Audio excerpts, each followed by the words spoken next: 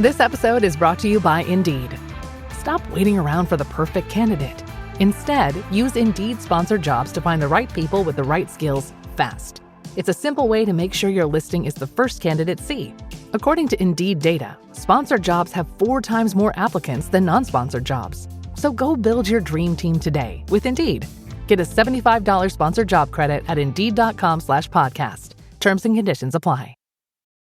This episode is brought to you by State Farm. Listening to this podcast? Smart move. Being financially savvy? Smart move. Another smart move? Having State Farm help you create a competitive price when you choose to bundle home and auto. Bundling, just another way to save with the personal price plan. Like a good neighbor, State Farm is there. Prices are based on rating plans that vary by state. Coverage options are selected by the customer. Availability, amount of discounts and savings, and eligibility vary by state.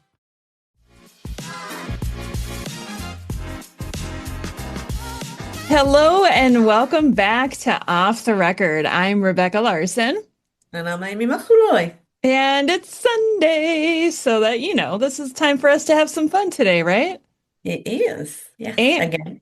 And if you're watching, you can see this beautiful headpiece that I have on, what you might call a tiara.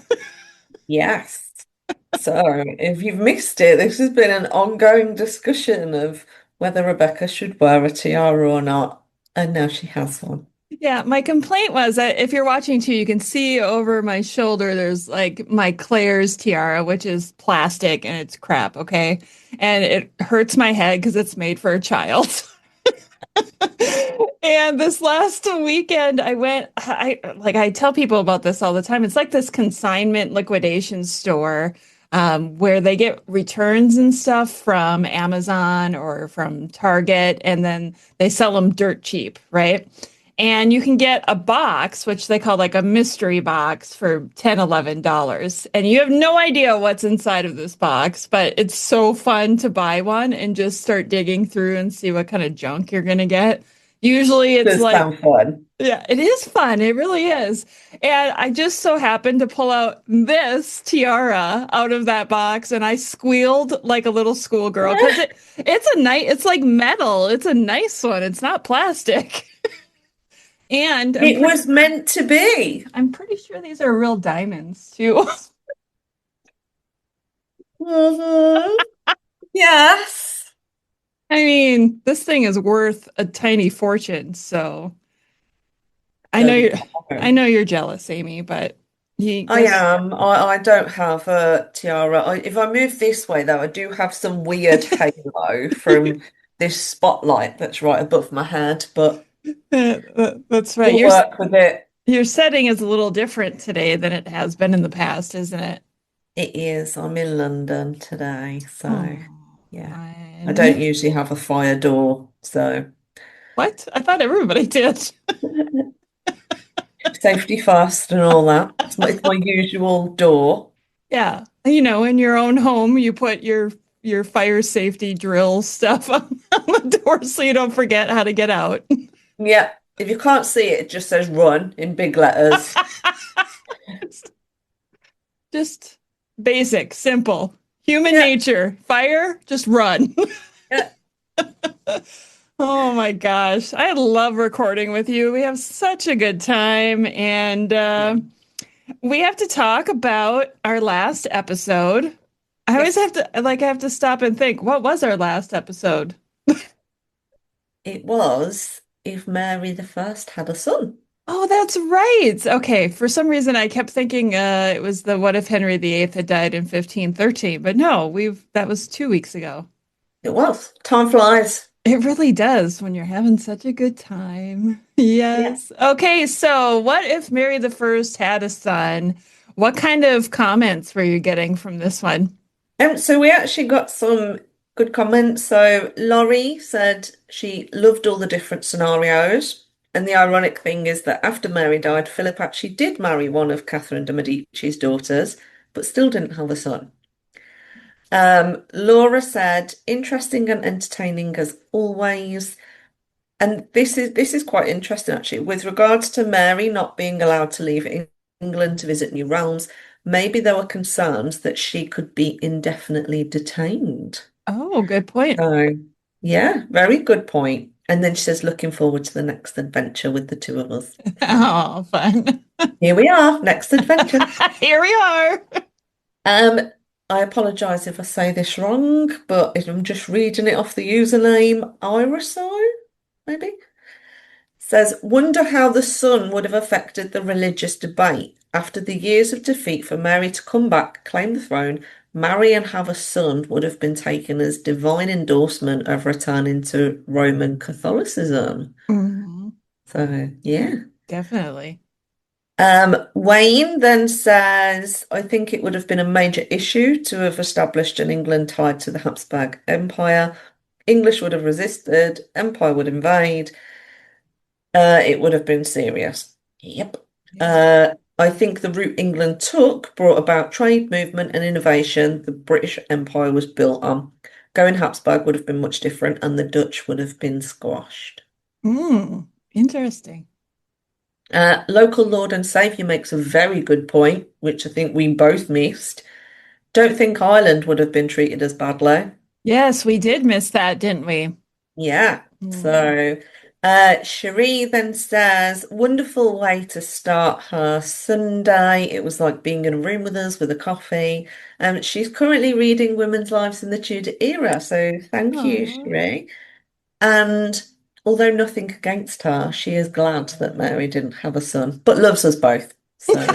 Well, that makes up for it then. And then the last one isn't as positive, but I am going to mention it. So, someone has left a comment that says, usually enjoy these podcasts, but I don't see the point of this. Queen Mary never had a son. It's never going to happen. What's the point of what if? It's pointless. So, yes, you can argue it's pointless, but my view would be that we have fun and other Yeah. people also enjoy it. And as another side note, it actually does take us time to, pick up ideas, uh, do any research that we may need on that. So it's actually harder than you might think. So, It is. if it's not for you, that is fine. But,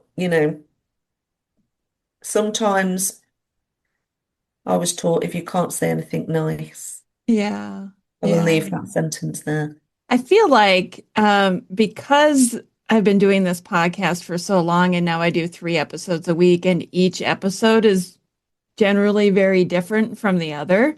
My Tuesday episodes are interviews with historians. Thursdays used to be Dr. Emma and me, which was fun, but still historically accurate. Mhm. And now we do this one, which is just fun. And obviously, we still know the history, we still look at the history. But I think sometimes if people are brand new to the podcast and they just listen to, say, just this one, they might think this is all that my podcast is, but it's not. There's so much more. And that is something I've never learned how to get across to people is Mm, that it's different. I want to do something for everyone, basically. I yeah. want to bring everyone together. So please don't judge Tudor's Dynasty and beyond based on one episode ever. Please Mhm. don't do it. We You were, you have a good mixture of fun and serious. And I'm not saying that serious can't be fun. yeah, But obviously there's factual and there's fictional. And, you know, if you'd have asked me a year ago about alternative history, I probably would have gone, eh. yeah, But doing this has been so much fun. It lets us look at, what was the realm of possibilities at the time. And yes, we know it didn't happen, but it's still fun to imagine yeah. what if. I So, used to be exactly the same as you. I would always say, I don't like to think in what ifs because it's not real. I used to say that, so I completely understand. But now that we're doing this, it's opened my eyes a lot to alternatives or what could have happened if things did turn out differently. It's makes you think we a get little. to have fun whilst we do it. Yeah, that's right. So we picked up another idea for this Mhm. week, and as I always say, it always gets harder and harder to come up with these. And I look at the list to see suggestions that have come in, and I just feel like so many times either they overlap with previous episodes. There was one suggestion in there that I thought, well, this would be fun, but it would probably be like a 10-minute conversation. And that one is the what if Mary Seymour had lived. That one, I'm like, I don't think we could do 30 minutes on that. I don't think we could. I think that would be a pretty quick one. So I love the idea, but maybe we'd have to tweak that one a little bit. Maybe we'd have to, if we end up with a number of shorter things, that maybe we could do a combination around a theme or something. I don't know. Yeah. So Yeah. maybe do it that way. So Yeah. keep the suggestions coming. Yes, please do. And I realize we really need to do another marriage edition one and see if Yes, we can come up with that some was fun marriage. too. That, Yes. that was a very fun one. But today we're looking at Margaret Tudor again, the sister of Henry VIII. And what if she had no surviving children with James IV? Yes. Uh, It's an epic one. it really, Had to do some serious digging on this one because obviously Scotland is not my primary era. So if I do miss a load of things, I apologize. But this is the thing that I enjoy about doing these episodes with you because we come up with a topic and then we both veer off and go do our own research without communicating to one another until like the morning of. And then I like, go, oh, I know. And then I usually find out you went in a completely different direction than I went, which actually works out great for us because of then we can kind of cover every. So you really went the Scottish line and I kind of focused more on the English line yeah. again to see. So we're looking at really, let's say, James IV dying, right, at Flodden in 1513. Yeah. He's dead. So Margaret is now Queen Dowager, but she has 0 children. What happens? So, I think for those that don't know, Margaret's marriage to James the Fourth of Scotland was part of the Treaty of Perpetual Peace. So, Henry VII wanted to make peace with Scotland. It's a good move. Like, we do share a border. So the proxy marriage took place in 1502. But Margaret didn't actually leave then. So she stayed for like another year and a half, 18 months, something like that. So she didn't actually arrive in Scotland until early August 1503. So, she was with James for like 10 years. Do we want to mention the kids they did have just as a very brief, or do we want to just skip to no kids? I mean, we can. I would like to also mention that at the time that she went to Scotland, her brother Arthur had died. Yes. And her mother, I believe, was already gone by that time too. Yeah.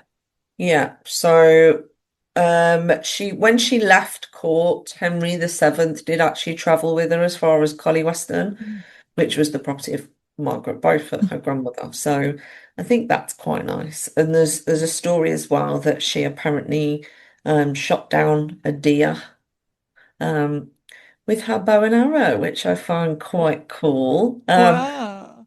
Not that I'm a hunting person, but I just find it quite cool that a princess did that. So Yeah, I like that. It's time to throw your lash curler away. Seriously, Lancome's new Curl Goddess Mascara keeps your lashes curled and volumized. From the pre-game to the after party, this fast-setting curl and volume mascara gives you up to 30 hours of wear with no way down. You know what? Curls really do have more fun. Shop Lancome Curl Goddess Mascara now on Amazon. This is your fix. I'm your host, Stassi Schroeder. Welcome to Tell Me Lies, the official podcast. What's the most unhinged thing of season 3? Steven, because he's so evil. I do think he is misunderstood. You see everyone face consequences. It's intoxicating. The writers just know how to trick you. There's always a twist in this show. Tell Me Lies, the official podcast, January 6th, and stream the new season of Tell Me Lies, January 13th on Hulu and Hulu on Disney+. Oh, Margaret. I love that. That's a great story. We do forget that these royal princesses, they weren't raised just to do embroidery or just to pray. They were into hunting and hawking and all Yeah. of those things as well. It was just part of their royal childhood. Yeah. So quite interesting. Yes. But yes, so Margaret and James did obviously have children. So only one of them survived infancy, which I'm sure you can guess who that was, but if you can't, it was James the Fifth. Yes. The others all died in infancy. So there was James, Duke of Rothesay. There was a daughter whose name I don't know, I don't believe is recorded, or at least not that I'm aware of. Arthur, who was also Duke of Rothesay, because obviously titles pass and the other one had already passed away. Another son who was born after James V, who was born prematurely. And then the last one was Alexander Stewart, who was Duke of Ross. So he was born in 1514. So, you know, after Flodden, but sadly didn't survive infancy. So there were children, but I think the first thing, if we're going to be looking at Margaret not having any children at all, I think the first thing that we need to consider is James IV himself, because he did have illegitimate children. Many, right? Yep. And the one that stands out in this scenario is James Stewart, 1st Earl of Moray. So his mother was Janet Kennedy, one of James's many, however you want to call it, mistresses. So he was born in 1500. So, when Flodden happened, he would have only been 13, maybe 14. But, that wasn't unheard of for somebody to take the throne, especially when you look at the Scottish monarchy at that time. But obviously he was illegitimate. So the chances of him being able to take it, even though when he was older, he did have quite a bit of support in the Scottish court, is highly unlikely. So that's James IV, which technically means there's no one else. So we have to go back to his father, James III. So James III obviously had James IV. He also had James, who was Duke of Ross, who died in 1504. So that's before Flodden. So we need to, take him out of the picture. And then John, Earl of Mar, who died in 1503. So again, before Flodden. Yeah. So that essentially means there's no one from James III. Oh my gosh. So we have to go back again to James II. And I actually think this is where it gets really interesting, because James II was married to Mary of Guelders. And just as a total aside, but I think this is quite a fun fact, James II blew himself up by a cannon. Oh, that's right. If you were going to think of something about a king, I don't think I would have ever claimed that somebody blew themselves up with a cannon. But apparently he was very, very interested in not just cannons, but the way things worked. Like, he was interested in that kind of thing. And I remember watching a show ages ago. I think it was something with Dan Jones in it, one of the Castles episodes or something. Yeah. And it's mentioned in that. But yes. So there you go. If you want to look at an interesting Scottish king's death. I feel like there's so many of those interesting stories in Scottish history. Like, you think English history is crazy? Read Scottish history. Yes. When I was talking to Stephen Verapen last week, we were talking about witches and magic and stuff, and we spoke about the guy that made himself some wings and jumped off Stirling Castle. So that was quite fun to talk about as well. But yeah, lots of interesting history in Scotland. Yes, I love Stephen too. He's a wealth of knowledge. So back to James II. Yes. So obviously James III. Then we have Alexander, Duke of Albany. So he was born 1454, so younger brother. So his first marriage, he had a son also called Alexander, who became Bishop of Moray. Now that marriage was dissolved. But his second marriage, he married Anne de la Tour d'Auvergne. I don't know if I've pronounced that right, so apologies to anybody that can say it properly. And from that marriage, he had a son called John Stewart, who was Duke of Albany. Oh. And he was born 1482 and didn't die until 1536. Oh. So there's an option of somebody that was alive at the time of Flodden. So there's one. So we've got John Stewart, Duke of Albany. Okay. All right. Now, John and Anne did have 3 kids, but none survived childhood. John was also born in France. So, there's a bit of a not favoured amongst the Scottish. Obviously, there was the Old Alliance, and that was extremely beneficial in some cases. But ideally, even Scotland wanted somebody on the throne that was born in Scotland. Sure, yeah. However, John was the heir presumptive because in Scotland at the time they had the semi-Salic law, which meant it was implemented by Robert II. It meant that the males would take precedence over females. So it wasn't complete Salic law, but it meant you had to run through the men before you could go to female. Okay. So we've got John, but the thing against him is that he was born in France. Gotcha. Okay. So then James II also had David, Earl of Moray, but he died in 1457. He was only 2, so obviously no kids. No. Then John, Earl of Mar and Garioch. This one's interesting as well. So it's reported that he was arrested. Well, he was arrested. That's not reported. He was. And he was apparently in the bathtub when he died. And whilst he was in the bathtub, he was being treated by bloodletting, which I'm assuming is meant to explain all the blood everywhere. And it's been suggested that his death was on the orders of his older brother, James III. Whoa. So murdered in the bathtub.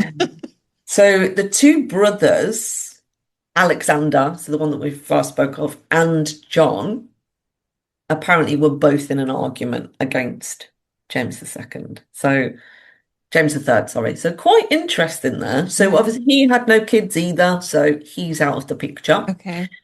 And then there was Margaret Stewart. So Margaret Stewart died in 1500, so obviously before Flodden.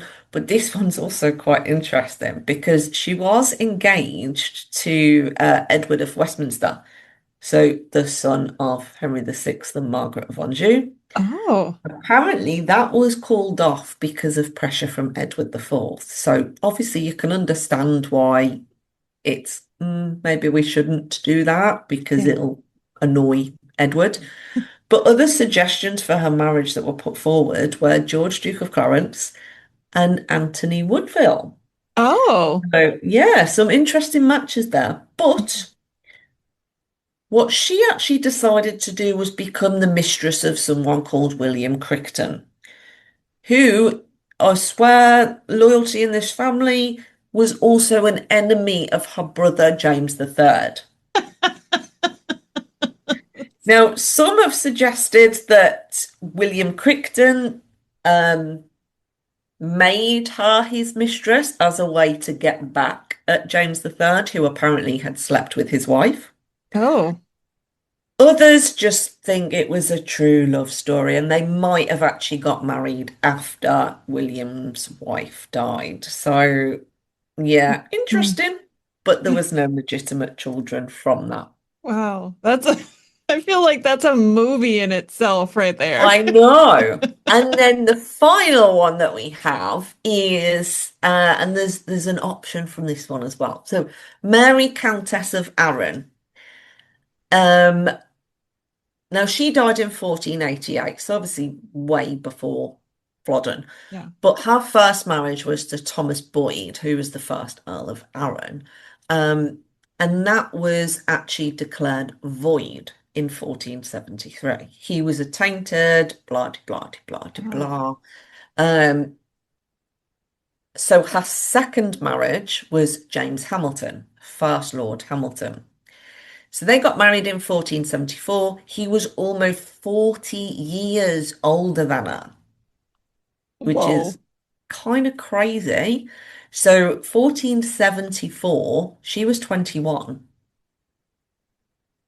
He must have had some money and power.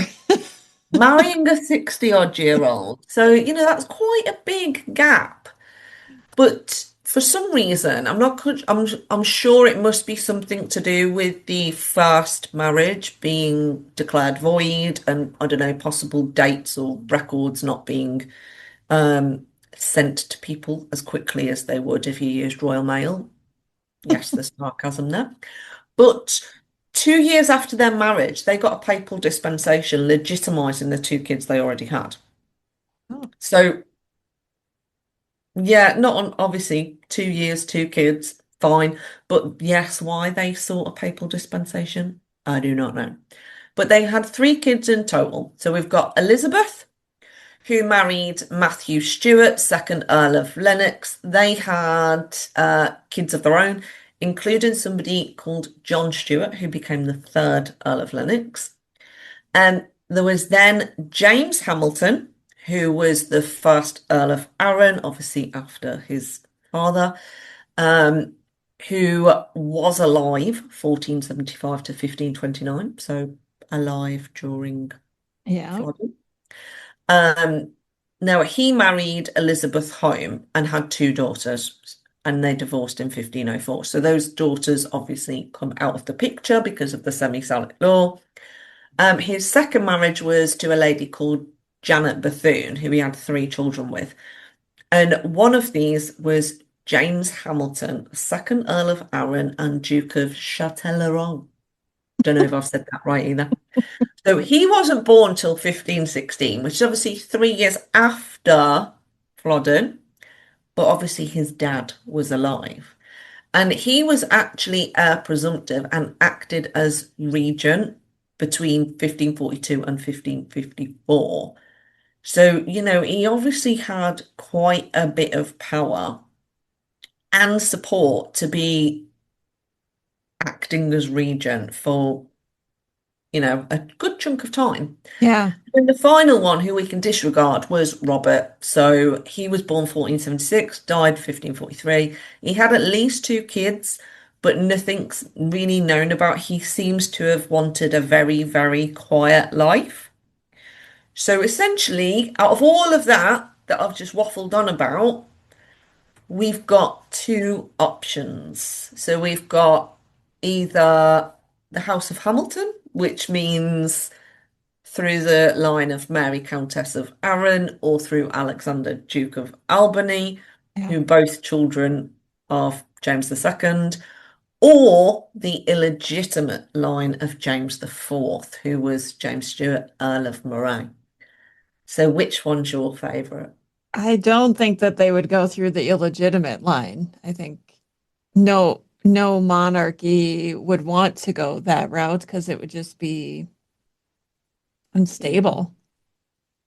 I think illegitimate would cause chaos. I personally think, on the face of it, the most acceptable one is the descendants of Alexander, but him and his brother were not, brothers that we would expect brothers to be like. So, basically at war with each other in a polite way. But I think that probably would have caused a bit of upset amongst the Scottish if it had then gone his way.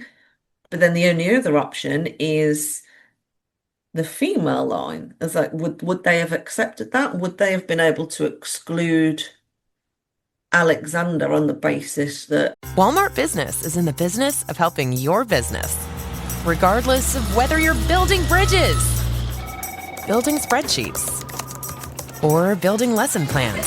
Ooh, that looks fun. Walmart Business can help save you time, money, and hassle so you can focus on what you're building instead of what your supply closet is missing. In short, we take care of business so you can do more with yours. We're the Walmart you love, now for your business. Learn more at business.walmart.com. This episode is brought to you by Stouffer's. Here comes three-time juggling champion Natalia Rogers. She's juggling law school, her TA job. Oh, narrowly catches the laundry. What's that fourth ball? Parents unexpectedly showed up at dinner time? Is that too much for Natalia? Not with Stouffer's Chicken Alfredo and its mouth-watering mix of Asiago, Romano, and Parmesan. When you're juggling four things at once and the clock strikes dinner, think Stouffer's. there's this other line that there really isn't that much of a problem, but it's the female line. Yeah. So semi-Salic law, do they have to go with Alexander?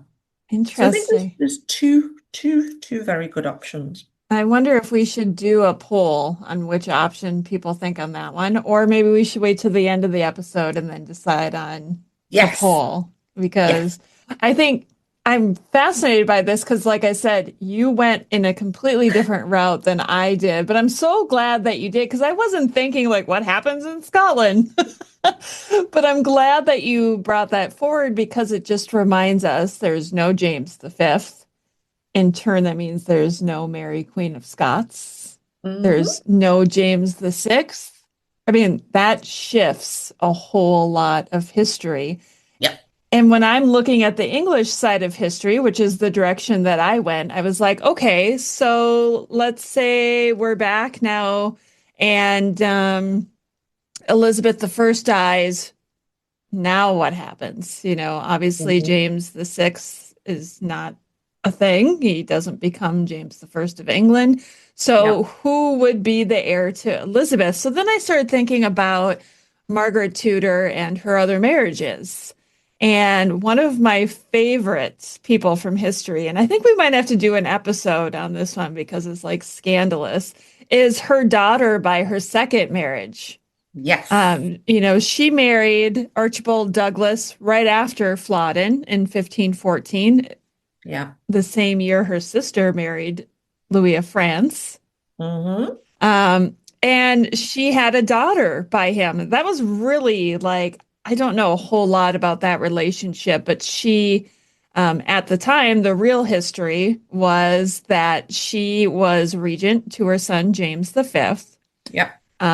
She had married Archibald Douglas, and then at some point he became regent. So like they didn't think she was competent enough, so they made him regent. James the Fourth's will basically stipulated that she could act as regent unless she remarried. So essentially, by her marrying, and I don't think she helped herself by doing it in secret, you know, she lost her position as regent. So, you know, the Scottish nobility went with James the Fourth's will, which obviously they're gonna do. Yeah. So yeah, I do feel for her because you know we have to wonder like why do it? Why do it in secret? Yeah. And there's obviously a number of reasons. Like, was there something going on that she wanted protection? Can't blame her in that period. Mhm. Was it true love?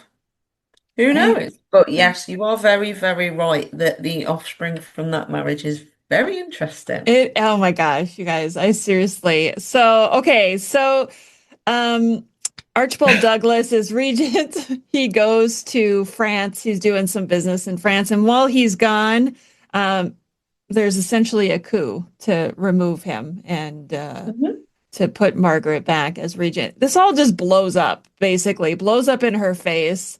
She is pregnant. She has to flee to England. Yeah. And she gives birth to a daughter while in England, which by chance may or may not have been on the same birthday as me. So I think that's why I feel like she gave birth to a daughter, Margaret Douglas, who was born on either the 7th or the 8th of October. I'm October 8th. So I always feel like, I don't know, this connection with Margaret Douglas. But the part of this story, and I know I might be getting ahead of myself a little bit because here I'm like, okay, well, we have Margaret Tudor. She's a princess of England. She was the Queen of Scotland. She just gave birth to a daughter. I kind of compare this maybe a little bit to Catherine Parr being married to Henry VIII and then giving birth to a daughter. They kind of looked at them as a princess, right? Because they were the daughter of queens, except Catherine Parr wasn't a princess by birth. So that's a little bit different. But anyway, I digress. Yeah. The part that I find interesting about this, because I immediately go, okay, Margaret Douglas is a good contender for the throne of England after Elizabeth. However, and correct me if I'm wrong, the marriage between Margaret Tudor and Archibald Douglas was annulled by the Pope. So what does that mean for their daughter? Well, but you're right, and it's interesting because Margaret's own behavior kind of, how to say this nicely. Henry VIII loved his niece. He did, like he showed favor to her. She was welcome at court. She was welcome at the home of her other aunt, Mary Tudor, Brandon, Henry Cavill's wife. So, she was living a good life. Yeah. But then she started misbehaving. But technically, at one point in time, she actually would have been first in line to the throne because there was no Edward VI. Elizabeth and Mary were both illegitimate. Yeah. So, yeah, it kind of leaves Margaret. Maybe not first because obviously you've got Margaret herself. Yes. Senior. God, too many Margarets now. I Margaret know. Senior. And then Margaret, naughty Margaret. Misbehaving Margaret. I love her story. Yeah, I think it's fascinating, but it's one of those things that her own behavior kind of took her out of favor, although she kept somehow getting back in favor. Yeah. So I just imagine her being this really fun young lady because you get mad at her and then she's your friend again. So, Yes. she must have been fun to be around for, to keep getting back in favor.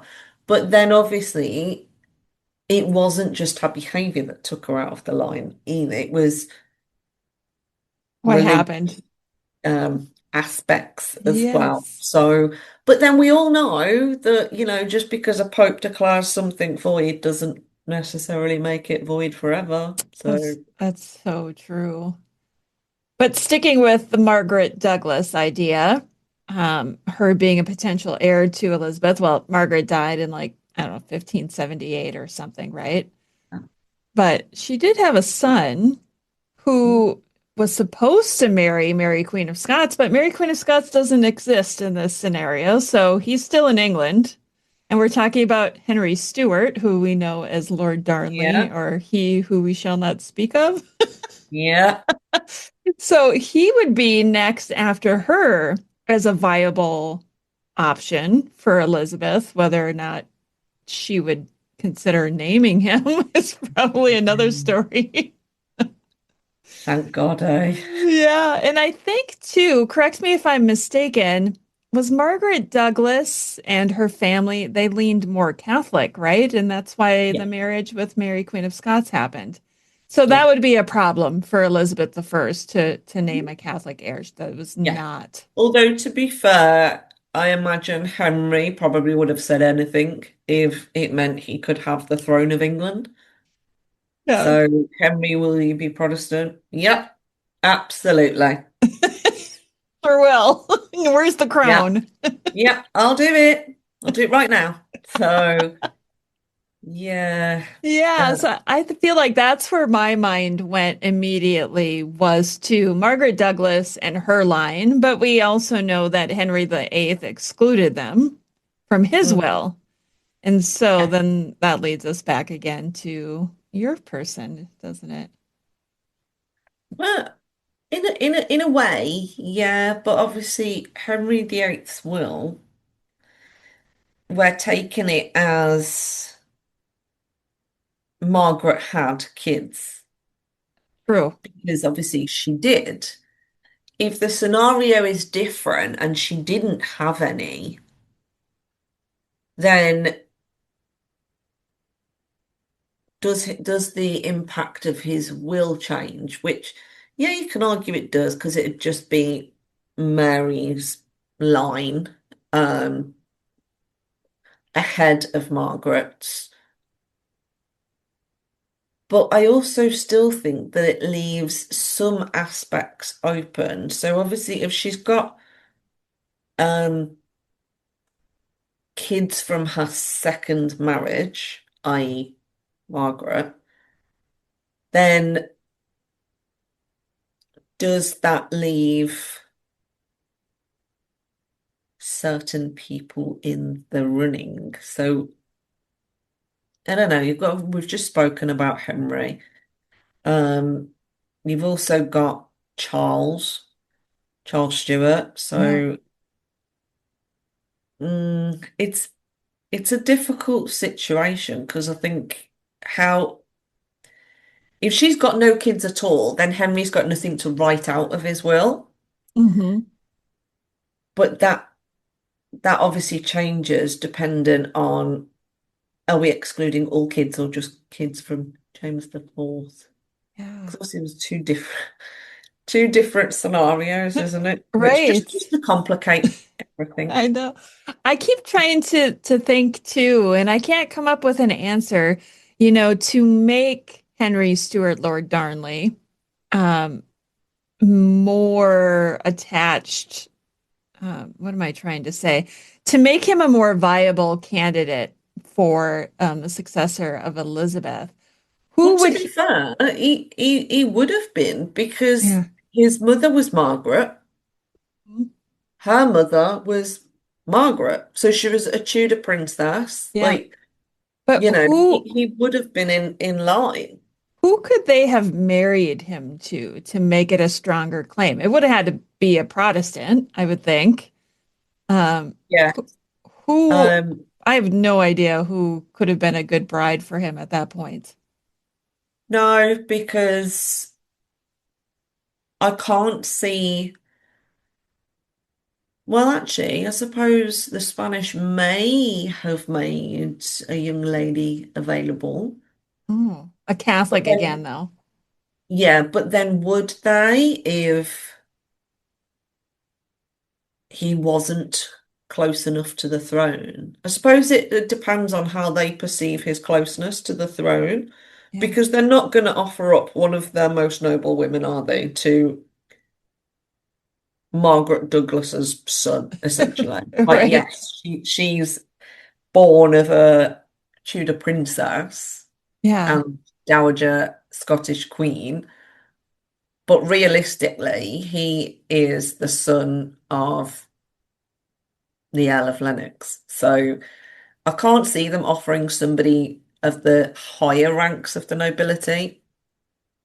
But then I can't actually think of who he'd marry in England. I know. You've got his brother who did marry Elizabeth Cavendish. That is an awesome match. That's right. Obviously at the time, she wasn't rich, but she was the stepdaughter of the Earl of Shrewsbury who married Bess of Hardwick. So we know that they were absolutely minted. Oh, Okay, And so I feel like before you move forward, let's just pretend that both Henry and his brother Charles are heirs to the throne. yeah, And Charles kills Henry. He's like, I need my brother out of the way. I That didn't know whether opened, to be shocked or clap. I know, well, we're just kind of keeping with the Stewart tradition in Scotland. Yeah, good point. Good point. Yeah. So Henry's out of the way. And now we have Charles and his Yeah. wife and their line, which then leads us where? To Arbella. Yes. So, Arbella obviously was in the line of succession. Um, you know, now again, I wouldn't say made great choices. Um, and I actually think that she probably would have been high on Elizabeth's list if she didn't do the things that she did. Yes, she was Catholic, but I don't know if Elizabeth would have preferred a female, especially if she hadn't have married, so pretend she didn't marry, single Arbella to take her throne than someone from Scotland. Yeah. And Makes I more don't really sense. know what the answer is because you've got to balance out like how strong in her faith was Arbella. I don't really know the answer to that. We know obviously her parents, her grandparents were Catholics. Was Arbella massively Catholic? Very strict? Oh, I don't know. Um, was she more open towards Elizabeth's form of religion? In which case, I think that would put her up to the top of the list. Ah, I think a lot of people would be happy to hear us say that. But obviously, she misbehaved. So. These royal women, huh? Yeah. I think that's why we love their stories so much because they misbehaved in a time when they shouldn't have, when they should have been behaving a certain way. And they were like, no, I'm going to do what I want to do. But to be fair, the person that she married, you could argue, had their own claim to the throne. Okay, so for people who are listening who don't know, who did she marry? So she married William Seymour, who was second Duke of Somerset. Now he was God, the son of Edward Seymour, not the Edward Seymour, not Yeah. him. This was Edward Seymour, Lord Beauchamp. And he was also the son of someone called Edward. That is still not the Edward Seymour. Right. So this one was the first Earl of Hertford, and his mother was Catherine Grey. Mm-hmm. So you've got the line according to Edward VI will, Yeah. or device of succession. And you obviously have the Margaret Douglas / Tudor line. So interestingly enough, both Arbella and William Seymour, in a way, had claims to the throne. Yeah. But obviously William, his grandparents' marriage was another Sad. marriage behind the backs of Yes. royalty. It seems like a pattern with the Seymours, considering Thomas Seymour secretly wed Catherine Why Parr. Edward?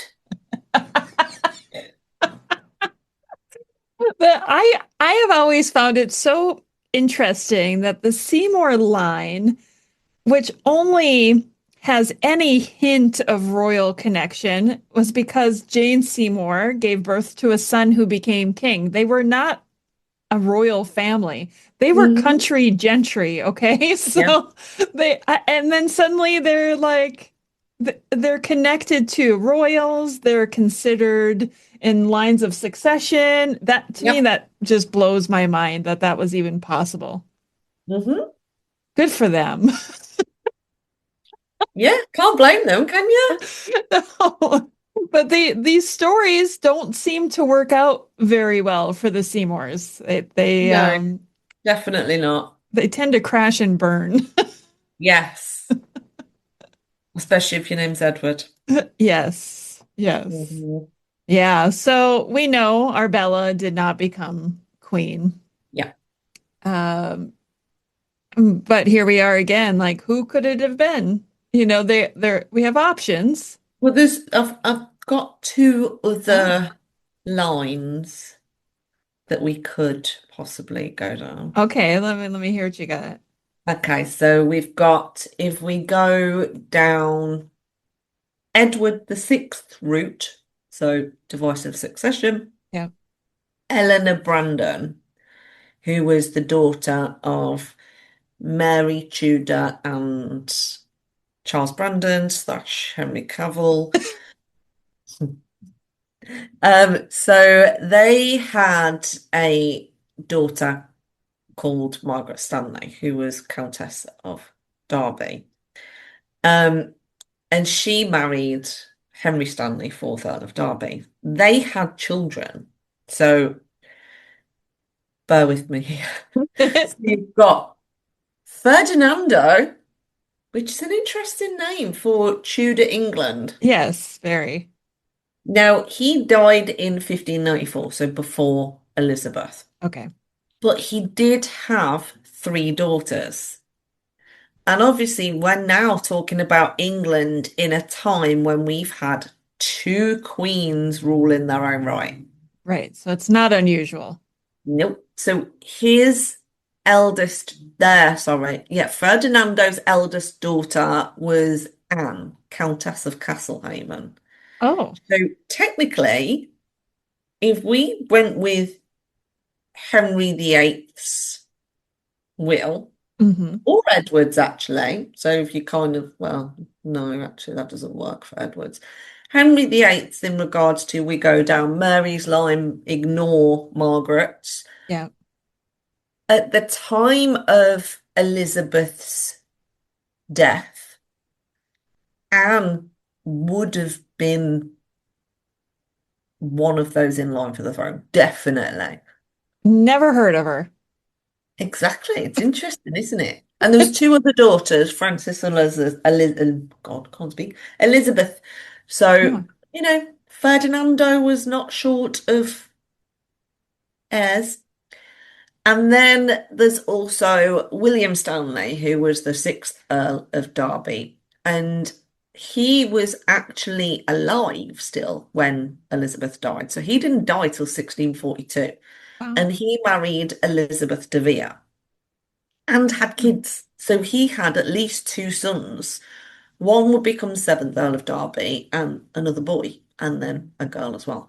But that means that if that had gone that way, we could have had William and then James and then so on. Wow. So there is the Eleanor Brandon line. So that's the first one. I feel like I need a family tree. I know. I'm trying to picture all this in my head as we go along. If you're I feel listening, like the only things that I've got in my head now are Elizabeth and Edwards, like just those 2 names. They were all Elizabeth, Edwards, and Margarets. Yeah. So apologies if I've confused everyone. I'm slightly confused, but I'm getting there. I'm coming around. And then the second line, I went down the Yorkist line. So I kind of looked at Margaret Pole, her line. Now, obviously, I went through her sons. That doesn't really work. Then you come to Ursula.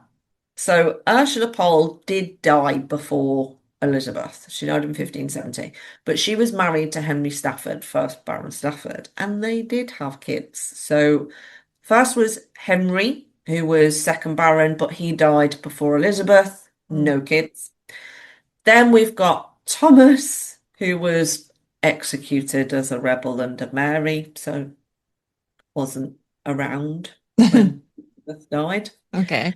And then Edward, who was the third Baron. Now, he died the same year as Elizabeth, Oh, but he was married and he had sons. One was called Edward, who became the fourth Baron, and he was alive till 1625.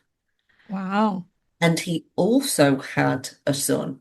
Guess what his name was? Edward. Shock horror. So the son also married and had another son. So you've got a line of males there. There are obviously women throughout that as well, but I know obviously when we're talking about the Tudor line, we'll always kind of veer towards the males because we know that the nobility would support it more than females. So there you go. You've got the Eleanor Brandon line, you've got the Ursula Pole line, you've got the Seymour line, you've got the Arbella. Quite a lot. Quite a lot of options. Yeah, they weren't short of options by any means if Margaret didn't have children. I think the one thing that I really think about, and this is, this kind of is an aside from where we went with this today, but if there is no James V, there's no Mary Queen of Scots. If there's no Mary Queen of Scots, there's no James VI. There's no Charles I. There's no Charles II. It keeps going. It would affect who is sitting on the throne today if Margaret Tudor had no children with James IV. I think the interesting bit as well is it affects all of that, but the options from the Scottish bit that we did at the start, so who would become the monarch of Scotland after Flodden, so pre-Elizabeth, we actually still end up with a Stewart line. So ultimately, would we have ended up with a Stewart line on the English throne, just in a different way? Yeah. So I think we need to do two polls. I think we need to do who's your favourite for the English throne? Okay. Based on nonsense that we've spouted today. And who's your favourite for the Scottish throne? Oh. So shall I do a reminder of the Scottish one? Yeah, please. Yeah. And to be honest with you, I can only do one poll in Spotify, so I can't do two for one episode. But we can put this out there for anybody who's listening to comments. Yes, so comments. Okay, so Scotland, are we ready? Yes. Through James II, you've got the line of Alexander, Duke of Albany, who produced John Stewart, Duke of Albany. So John Stewart, Duke of Albany, is the person that we're talking about here. Okay. That would have took the throne after Flodden. So John Stewart, Duke of Albany. The other one is through the line of Mary, Countess of Arran. And through her and her second marriage, we get James Hamilton, 2nd Earl of Arran and Duke of Châtellerault, if that's correct, who was born after Flodden, but his father was alive. So James Hamilton, Earl of Arran, at that time was alive. So we would have ended up with either James Hamilton or John Stewart. So okay. All right. So that's Scotland. That's Scotland. England. Oof. I know. How are you even going to narrow this down to like two? Okay. You could go. Well, if we go, Margaret had.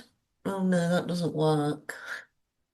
I know this one's harder because we talked about Margaret Douglas, we talked about Arbella. The list goes on for the options. You just painted yourself in a corner. Margaret had no kids. Okay. Then that's easier, but I don't think that's fair. I think we need to go. If Margaret had no kids from James, because then that leaves the Arbella and that kind of stuff open. So essentially, we've got Arbella, Henry, Darnley. He's dead. Remember, his brother murdered him. Okay, there we go then. So I was going to say, please don't vote for him. Then we've got the Eleanor Brandon line. Yeah. Which would end up with Anne, Countess of Castlehaven. Yeah. So right now we're at Arbella or the Countess of Castlehaven. Yes. I think we go with those two because technically Anne would have been able to make a claim using Henry VIII's will. Yeah. Whereas the last one that was the Ursula Pole one is, quite a lot diluted by that point. Not that Eleanor Brandon's isn't diluted by that point, but you know what I mean. I think Ursula was probably way out the picture by that point in terms of Yorkist line. So I think Eleanor's line had, I wouldn't say stronger claim, but more recent in the minds of the nobility claim. Yeah. Wow. Oh, that was messy. I feel I'm like confused myself. I know. I just been sitting here like just listening intently, going, how am I going to remember all of these names? It's just Edward or Elizabeth. That's it. Yeah. Just pick one. Just say Edward or the. Yeah.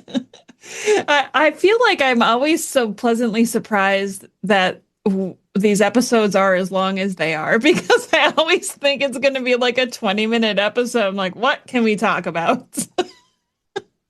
It's because you let me ramble on about lots of nonsense. I love it though. I really do. I really like that we don't talk about what direction we're going before we start researching. I like that we each do our own thing and then we come together, because you always tend to go in a completely different direction than I would have thought, which I love, because then it gets me thinking differently that way. I feel like I was just solely focused on England, on the succession, on how this would leave England through history. Would there be a Great Britain if this had all happened? That's a question too. Would there have been the Civil War? Like, all of that just changes. What ifs, huh, you guys? Like, I know. So many what ifs. So many. Yes. Well, I've enjoyed this one today. And we always have to remind people at the beginning and the end, if you have your own suggestions for what ifs, please feel free to share them with us. We add them to the spreadsheet. It gives us something to look at and kind of choose. You've got suggestions for the marriage edition as well. Yes, please, because I've been kind of racking my brain. That first one came so naturally that now I'm like, well, now what do we do? Now what direction do we go with this? Yeah, so a marriage edition would be fun. Yeah, I would love to be able to do, even if it's next, do a marriage edition one. Yeah. Just to change it up a little bit. Yeah. Yeah. So we will see next week. Wonderful. Well, Amy McElroy, thank you so much for joining me again today. I also I want to be able to give you an opportunity, I feel like every episode, to plug your work and what you're doing, because you briefly mentioned earlier something else that you were doing with recording with somebody else that's not with me, that I want to make sure that people are aware of, and that they support you there too. That recording was for my Substack, which is the Tudor Notebook. Maybe once or twice a month, we bring somebody on live and ask them a load of questions. And last week was Stephen Verapen. And in 3 weeks, we have Rebecca who is joining us. I was like, what's happening? I think it's 3 weeks, maybe 3 and a bit. So we're going to be interrogating Rebecca. Yes. It's going to be fun. I cannot wait, you guys. And I'm going to say this publicly, and I'll probably kick myself for saying it, but I just finished my very rough first draft of my Thomas Seymour book, and I'm so excited. Congratulations. I'm in that giddy stage where you finish and then you're like, oh my gosh, I'm so excited. I can't believe that I just did that. And then I went and I looked at my word count and I was like, I'm going to have to beef this up a little bit. So I still have some work ahead of me. I feel like I was solely focused on not adding a lot of backstory, just trying to get the history out. Here's the history. I just need to get that out. And now I have to go back and put in some fillers. But I think as you read through it, you'll probably find natural fillers that you do want to expand on. So you'll be fine. Oh, I appreciate that coming from you because you've written several books. I've written 0, so I'm always so impressed with anybody who can write one book. Like I don't know, it's a lot harder. You have written a book now. I've written a pamphlet right now. Stop being so hard on yourself. I think I'm just very happy that I've finally reached this point after all of these years, and I just had to sit down and do it, right? That's what everybody says. You just have to do it. And I made the effort, and I was like, for a few days, sat and worked on it. And I already had all the information. It was just basically putting it into the chapters and making it flow in a way readers will enjoy it. But you've done this, what, 5 times? How many books have you written? She's counting. Like she's counting in her head. 1, 2. Is that count? I'm working on 5 now. Okay. Yeah. Erasmus was number 4. Yeah. Yes. And that's right. That's why you're in London right now, is because you're working on number 5. Yep. Me too. Yay, you guys. And I can't wait. I'm sure we'll be talking about that when the time comes. We've kind of already touched on the topic in previous episodes, but I very much look forward to that. I'm going to include links probably to Amazon just because it's easier for your books, and to your Substack and to my Substack, because I want people to go over there too. And I do a lot of writing over there that I never did. I do really like Substack. I think obviously we've talked about videos, but I think it gives you the opportunity. So if you're somebody that just likes to scroll, there's lots of little notes, so you can just, basically like an Instagram update. But if you're somebody that prefers to read like longer articles, there's that option. I absolutely love it. And I think if you're a writer, it then opens a whole world for you, because you can do a short snippet of, I don't know, this is what I did today. You can write a long piece about Edward or Elizabeth. Either one. Or you can do like a live video. It's fun. Yeah. Lots of options. And to be honest with you, doing my Substack, so on Wednesday, I put out paid articles, which was all about my research on Thomas Seymour. And because I was doing that, that's really what motivated me to get back into finishing this book. So I was like, I'm writing all of these things to share my research, and it's only a small portion of these topics that I'm writing on. And I thought, oh my gosh, I am ready. I'm ready to start sharing this more. So yes, Substack is great. It's a great motivator if you're a writer. Guys, check it out. See the links in the show notes. We gave you the 2 polls to choose from. You're going to have to answer in the comments. Yeah. Maybe I'll try to put it in the show notes as well, so that if you go through, and I hope people read show notes. I feel like they don't, but please take a moment to go into the show notes. And I will admit I don't. I know a lot of people don't. I wish they would, because it gives you a little idea of what the episode. If you don't name the episode well, the show notes are going to tell you exactly what the episode is about in most cases. Then it ruins the surprise. Well, Amy, thank you so much for joining me again today. I can't wait to see you again next Sunday. Yeah. See you next week. Thank you for listening to Off the Record on Tudor's Dynasty and Beyond. If you enjoyed this episode, make sure you're following the podcast. And if you'd like to support the work that goes into researching and creating these episodes, you can find extra content and ways to join the community through Patreon and Substack. And don't forget, you can now comment directly on episodes over on Spotify. I love reading every single one. Until next time, stay curious, and I'll see you back here for more royal drama and real history.